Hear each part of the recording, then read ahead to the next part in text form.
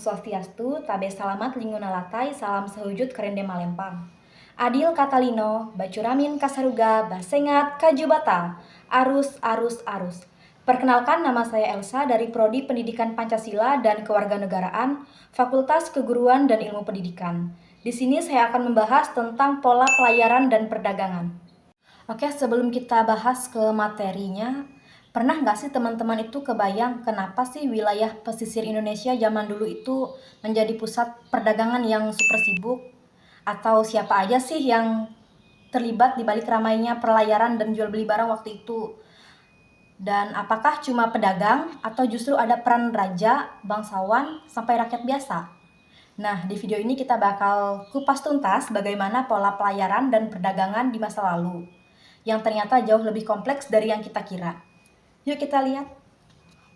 Baik, di sini saya akan membahas tentang pola pelayaran dan perdagangan, yang dimana pola perdagangan dan pelayaran di wilayah pesisir Indonesia pada masa lalu menunjukkan dinamika yang kompleks, di mana peran raja dan pembesar negeri itu sangat penting. Mereka itu tidak hanya berfungsi sebagai pengumpul pajak dari aktivitas perdagangan, tetapi juga secara aktif terlibat dengan menginvestasikan modal untuk mempersiapkan kapal dan mengisi barang dagangan. Contohnya, Sultan Malaka memiliki kapal dan bahkan mencarterkan kapal untuk mengangkut barang dagangan. Di sini juga terdapat perbedaan-perbedaan mencolok antara raja-raja agraris dan raja-raja pesisir, yang dimana raja agraris seperti Sultan Agung dari Mataram. Dia itu tidak terlibat secara langsung dalam perdagangan dan berbeda dengan raja-raja pesisir yang sangat bergantung pada aktivitas perdagangan untuk meraih keuntungan.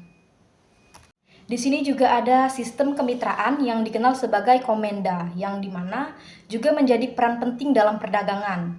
Banyak raja dan pembesar yang tidak memiliki kapal secara langsung, tetapi memiliki saham dalam kapal dan perahu yang berlayar dari pelabuhan besar seperti Malaka. Jadi mereka itu memberikan barang dan modal kepada para pedagang untuk diperdagangkan dengan imbalan bagi hasil. Selain itu, juga ada golongan kaya atau orang kaya di Sumatera dan Maluku yang ikut turut berpartisipasi dalam perdagangan. Itu menunjukkan bahwa usaha ini melibatkan berbagai lapisan masyarakat. Di sini juga ada perubahan sosial akibat islamisasi di pelabuhan-pelabuhan seperti Banten dan Aceh, juga membawa pergeseran dalam struktur masyarakat. Meskipun informasi mengenai dampaknya terhadap posisi para pedagang dan penguasa yang sebelumnya berkuasa itu masih terbatas.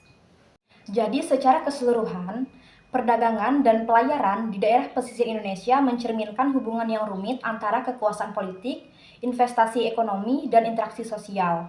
Jadi sistem kemitraan dalam perdagangan itu memungkinkan partisipasi berbagai pihak di luar raja, meskipun kekuasaan tetap berpusat pada pembesar dan raja.